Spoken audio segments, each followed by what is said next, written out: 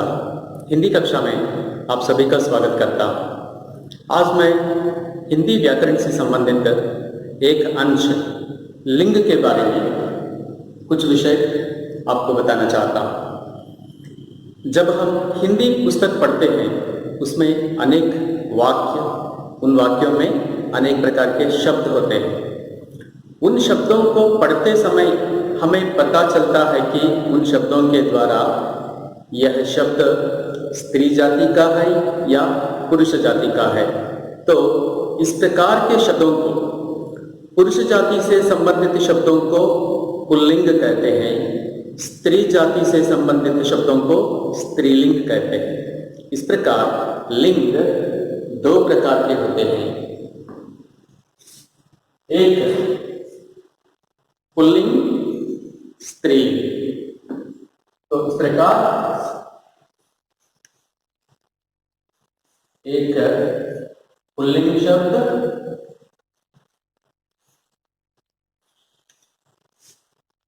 पुरुष जाति से संबंधित शब्दों को पुल्लिंग शब्द कहते हैं और दूसरा स्त्रीलिंग।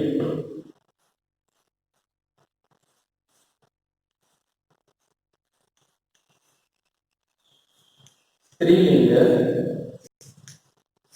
ये शब्द स्त्री या स्त्री जाति से संबंधित शब्द हैं। तो इस प्रकार पुल्लिंग, स्त्रीलिंग शब्द आज हम पढ़ेंगे। उदाहरण के लिए आप अपने घर में कौन कौन रहते हैं? अब बोलिए। माता, पिता, भाई, बहन, दादा, दादी, इस प्रकार अनेक लोग होते हैं। तो उनमें कुछ स्त्री, कुछ पुरुष इस प्रकार होते हैं। तो आप लिखिए, उनको याद करते हुए लिखिए, घर में कौन कौन होते हैं। उदाहरण के लिए तो यहाँ पर लिखिए, पुरुषों के लिए जो शब्द होते हैं इधर लिखेंगे, स्त्रियों से संबंधित शब्द हम यहाँ पर लिखेंगे। तो आइए पहले माता पिता से शुरू करते हैं। तो पुल्लिंग पिता, पिताजी,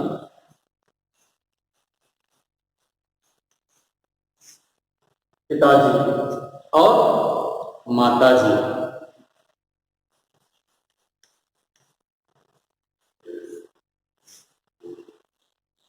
तो पिताजी के पिताजी कौन है? दादाजी, दादी जी, दादा, दादी, पिता, माता, इस प्रकार भी लिख सकते हैं। तो दादा, दादी,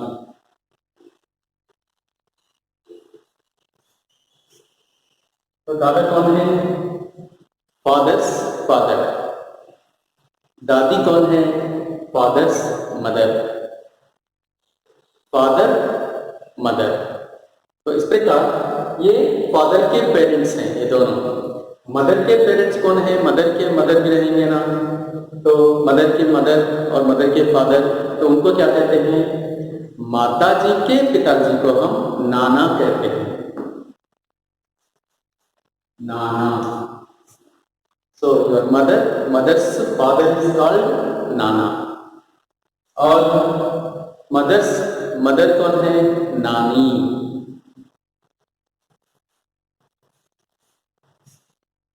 और घर में कौन कौन होते हैं? भाई बहन, ब्रदर सिस्टर। यहां पर लिखिए, भाई बहन। बहन कहते हैं, बहिन भी लिखते हैं। ओके, तो इस प्रकार पिताजी, माताजी, पिता माता भी लिख सकते हैं, दादा दादी, नाना नानी, भाई बहन। और कौन कौन होते हैं घर में? अभी लिखेंगे। लड़का लड़की, बच्चा बच्ची, चाचा चाची, मामा मामी। ये सारे पुल्लिंग शब्द हैं, पुरुष जाति के बारे में बताने वाले शब्द हैं। ये स्त्री जाति के बारे में बताने वाले शब्द स्त्रीलिंग शब्द हैं। और कुछ शब्द यहाँ पर देखेंगे। पाठशाला में, कॉलेज में जो लोग होते हैं उनके बारे में भी हम थोड़े शब्द देखेंगे। अध्यापक, अध्यापिका। स्कूल में हम अध्यापक, अध्यापिका को देख सकते हैं। शिक्षक, शिक्षिका। These two are same meaning.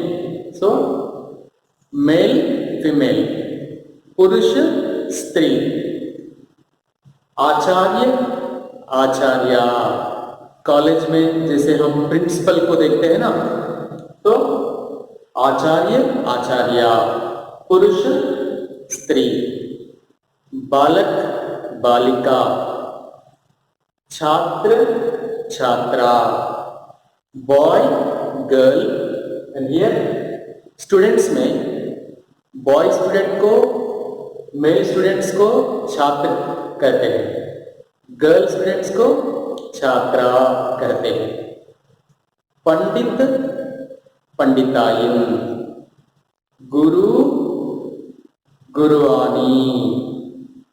नौकर, नौकरानी। इस प्रकार ये सारे शब्द पुल्लिंग शब्द हैं, ये सारे स्त्रीलिंग शब्द हैं। और कुछ शब्द पशु पक्षियों के बारे में भी हम यहीं पर देखेंगे। पशु पक्षियों के बारे में और प्राणियों के बारे में थोड़े शब्द हम यहाँ पर देखेंगे। घोड़ा, घोड़ी। गधा, गधी। बकरा, बकरी। कुत्ता, कुतिया। चूहा, चूहिया। बाघ, बाघिन। सांप, सांपिन। नाग, नागिन। कुछ और है यहाँ पर। चींटा, चींटी। शेर, शेरनी। सिंह, सिंहनी। ऊंट, ऊंटनी। हाथी, हथनी। मोर, मोरनी। हंस, हंसनी। बैल, गाय।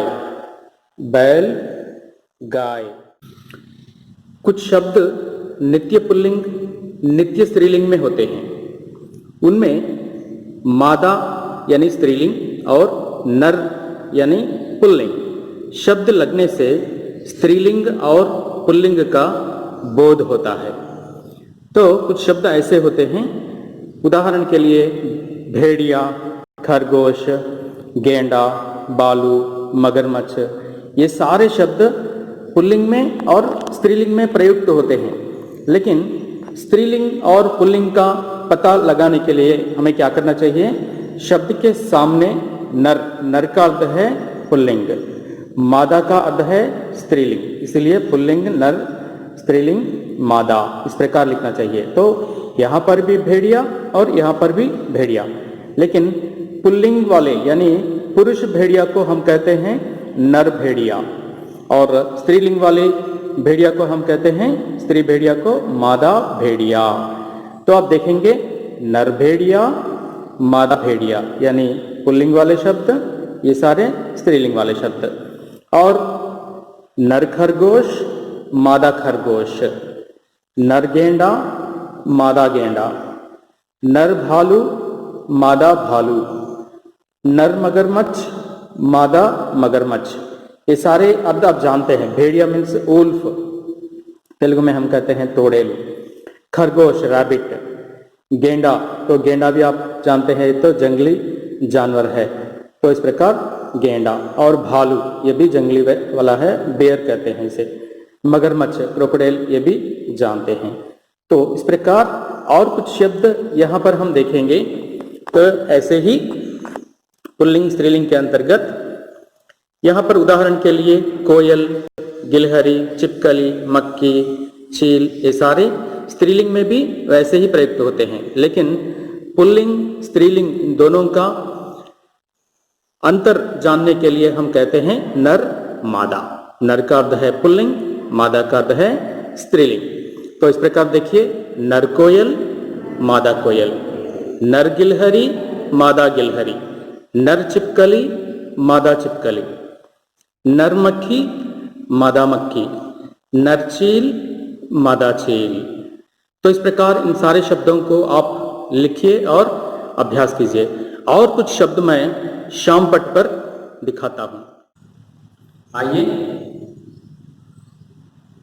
बालक, बालिका, पुत्र, पुत्री, सुत, सुता, दास, दासी, माली, मालिन।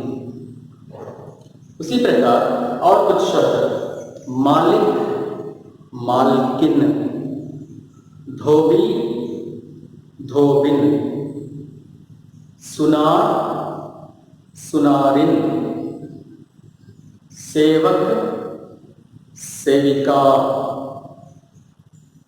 नायक, नायिका, नायक, नायिका, गायक, गायिका। तो इस प्रकार ऐसे शब्द जब हम पाठ पढ़ते हैं उस समय हम अनेक प्रकार के शब्द हम पढ़ सकते हैं और अध्यापकों के द्वारा हम सुन सकते हैं। उन सारे शब्दों की एक सूची बनाकर नोटबुक में लिखकर बार बार अभ्यास करना चाहिए। तो इस प्रकार यदि हम अभ्यास करेंगे तो बहुत कुछ सीख सकते हैं। तो आप भी लिखिए, अभ्यास कीजिए और सीखिए। धन्यवाद। नमस्कार।